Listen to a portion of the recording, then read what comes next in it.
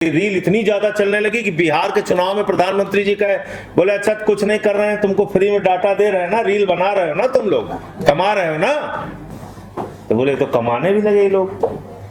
National Dastak वाले भी कमा रहे हैं, मॉलिटिक्स वाले भी कमा रहे हैं, इनके साथ के लड़के भी कमा रहे हैं, चिल्ला भी रहे हैं, हमसे पूछते भी हैं कि नेताजी बताइए इसका जवाब तो आपको देके जाना होगा। कहने तो हम भूल गए थे कि जाना होगा देके, ये सब तो खत्म हो गया था, गोदी वालों को तो हमने ठीक कर लिया था, ये सब कहां से आ गए। तो बोले अब इनको ठीक करना है।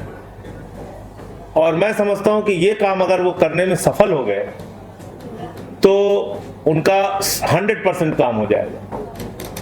अभी तो कुछ चैनल की बात हो रही ना, 4 PM, मॉलिटिक्स, नेशनल दस्तक, मुकेश मोहन, राजीव निगम, ऐसे कुछ लोगों की बात हो रही है ना।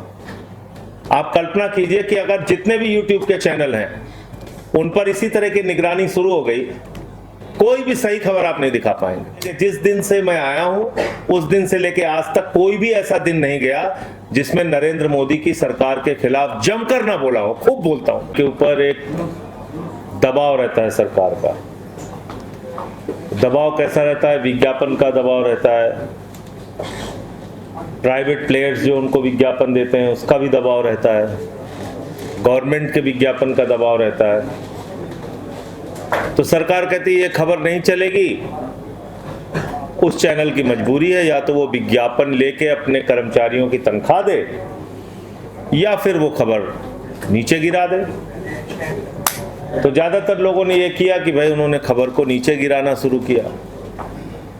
फिर थोड़ा और बात बढ़ी आगे तो 2-4 ED CBI के छापे डलवा दिए चैनल के मालिकों के यहाँ। उससे फिर और डरे, कुछ पत्रकारों पे मुकदमे लिखवा दिए, उससे और डरे। धीरे धीरे कुल मिला के सरकार का डर जो है वो काम करने लगा और जितने भी बड़े चैनल थे वो आपकी जिंदगी से जुड़े हुए मुद्दों को दिखाना उन्होंने धीरे धीरे बंद कर दिया। चलिए वो भी ठीक है। फिर वो उनका नाम पड़ गया गोदी मीडिया। फिर वो दिन रात तारीफ पे तारीफ, कोई गलत से गलत कर दे सरकार की ओर से उसको नहीं दिखाना है, तारीफ में लग गए। अब जो लोग इस बात को सहन नहीं कर पाए उन्होंने या तो खुद से इस्तीफा दे दिया या चैनल ने उनको निकाल दिया, जिसका एक उदाहरण खुद पंकज जी हैं। अब उन्होंने ये माध्यम शुरू किया। अब ये बहुत सफल माध्यम निकल गया आपका। YouTube पे चलने लगा, Facebook पे चलने लगा, रील चलने लगी। रील इतनी ज्यादा चलने लगी कि बिहार के चुनाव में प्रधानमंत्री जी कहे, बोले अच्छा कुछ नहीं कर रहे हैं, तुमको फ्री में डाटा दे रहे हैं ना, रील बना रहे हो ना, तुम लोग कमा रहे हो ना। तो बोले तो कमाने भी लगे ये लोग। नेशनल दस्तक वाले भी कमा रहे हैं, मॉलिटिक्स वाले भी कमा रहे हैं, इनके साथ के लड़के भी कमा रहे हैं, चिल्ला भी रहे हैं, हमसे पूछते भी हैं कि नेताजी बताइए इसका जवाब तो आपको देके जाना होगा। कहने तो हम भूल गए थे कि जाना होगा देके, ये सब तो खत्म हो गया था, गोदी वालों को तो हमने ठीक कर लिया था, ये सब कहां से आ गए। तो बोले अब इनको ठीक करना है। और मैं समझता हूं कि ये काम अगर वो करने में सफल हो गए तो उनका 100% काम हो जाएगा। अभी तो कुछ चैनल की बात हो रही ना, 4 PM, मॉलिटिक्स, नेशनल दस्तक, मुकेश मोहन, राजीव निगम, ऐसे कुछ लोगों की बात हो रही है ना।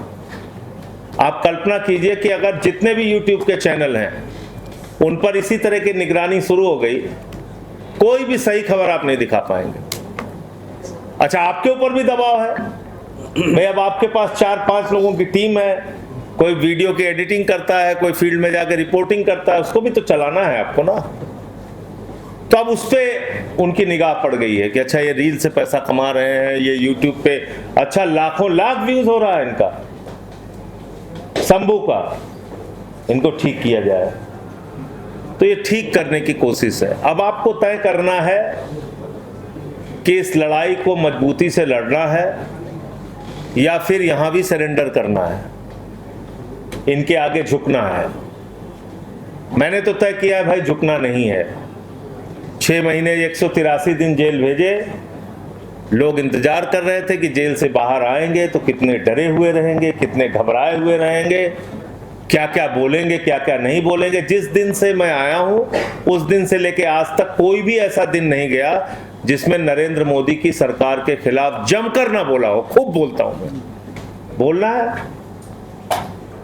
अच्छा, 140 करोड़ की आबादी में 6 लाख लोगों की जेल है पूरे हिंदुस्तान में, 6 लाख लोगों की।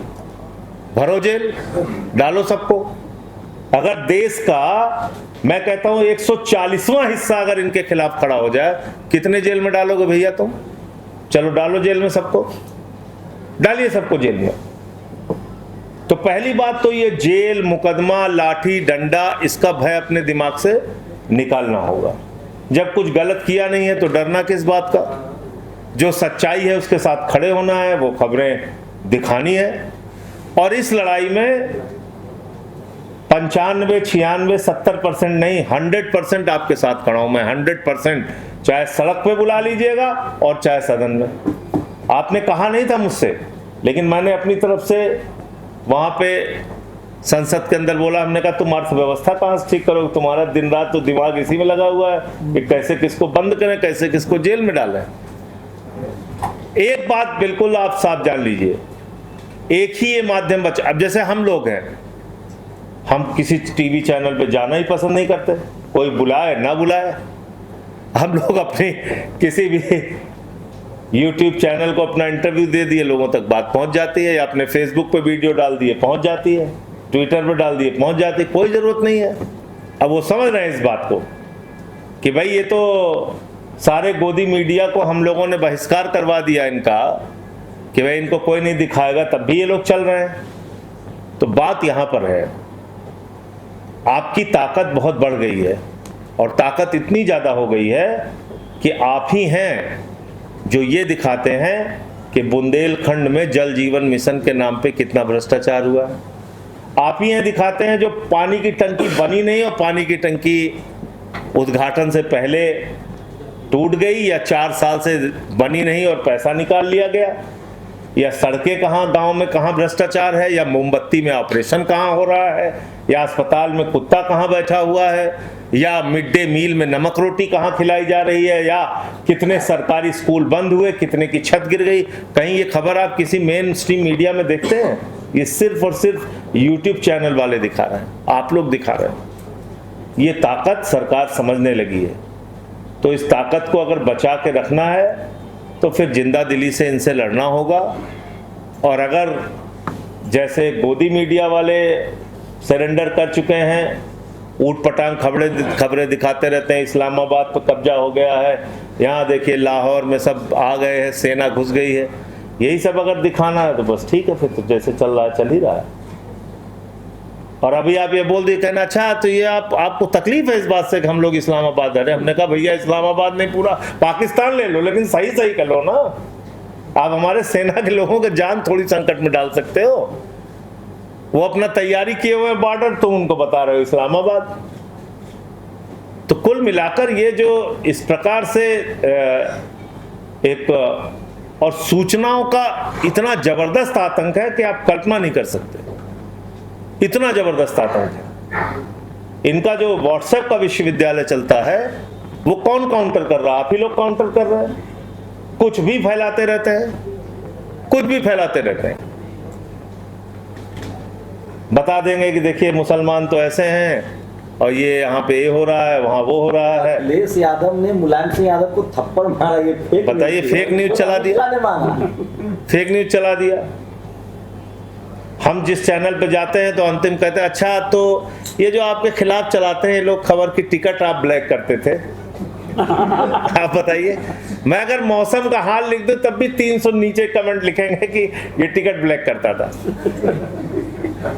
स्टैब्लिश कर दिया है, पूरे देश में झूठ फैला दिया है। लेकिन मैं भी आनंद लेता हूं, मैं कहता हूं चलो अपना फैलाओ झूठ, 2 रुपए कमाते रहो हमारे नाम पे, उसमें मुझे कोई बुरी बात नहीं। 2 रुपए अगर हमारे नाम पे उनकी कमाई हो रही है, हमको गालियां देके चलो ठीक, कोई बात नहीं। अब मेरे माँ बाप ने मुझे पढ़ाया माइनिंग इंजीनियरिंग, उड़ीसा के स्कूल ऑफ माइनिंग इंजीनियरिंग से पढ़ाई कराई। मैं उड़िया भी बोल लेता हूँ, हिंदी भी बोल लेता हूँ, इंग्लिश भी बोल लेता हूँ, लेकिन आपको कह दिया वो शुभम टाकीज में टिकट ब्लैक करता था। तो ये जो इस प्रकार का आतंक है, इससे आपको कैसे लड़ना है, इसके लड़ने के लिए आप लोग हैं, इसलिए घबराए हुए हैं। इसलिए परेशान है।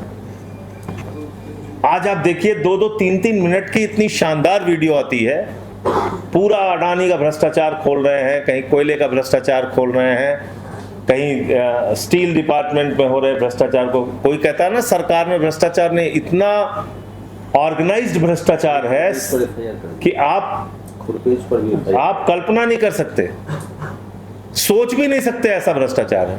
कल अभी मैंने पार्लियामेंट में बोला, एक बिल ये लेके आए हैं, इंसॉल्वेंसी बैंक्रप्सी कोड। क्या बिल है साहब? जितने देश के बड़े बकायेदार हैं उनको संरक्षण देने के लिए बिल है। एनसीएलटी एक बना दिया इन्होंने कि वहां जाइए अपना सेटलमेंट कराइए। और सेटलमेंट कैसा हुआ है ये लिस्ट में दूंगा, इसको आप सबको चलाना चाहिए। किसी का बकाया है 40,000 करोड़ रुपए, 40,000 करोड़ रुपए बकाया है, उससे 3,000 करोड़ रुपए जमा कराया, 37,000 करोड़ रुपए माफ कर दिया।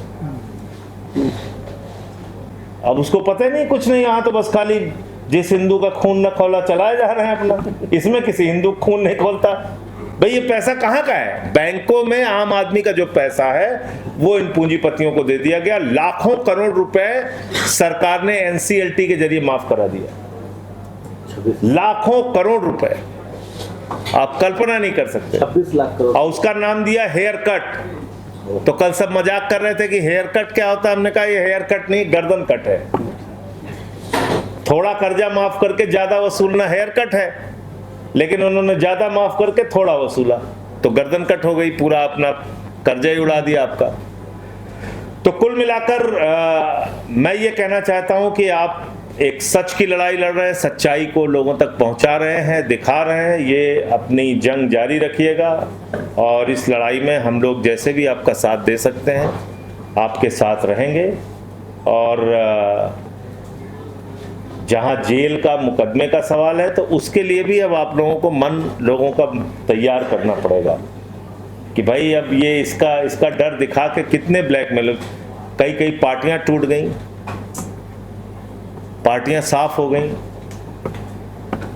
आज वो टीडीपी वालों का एक बिल आया, आंध्र प्रदेश को रीऑर्गेनाइज, हमने कहा कहन साहब ये 15,000 करोड़ रुपए अमरावती के विकास के लिए दे रहे हैं। हमने कहा जब तक तुम्हारे हाथ में सत्ता की चाबी है 15,000 नहीं, जितनी जरूरत है सब ले लो इनसे, बाद में नीतीश कुमार की हालत कर देंगे तुम्हारी भी, जैसे नीतीश जी के साथ किया इन्होंने। तो इस लड़ाई में आपके साथ हैं और संसद तो आज से खत्म हो रही है, सड़क की लड़ाई आगे जहां भी होगी आपकी, मैं आपके साथ खड़ा रहूंगा। धन्यवाद।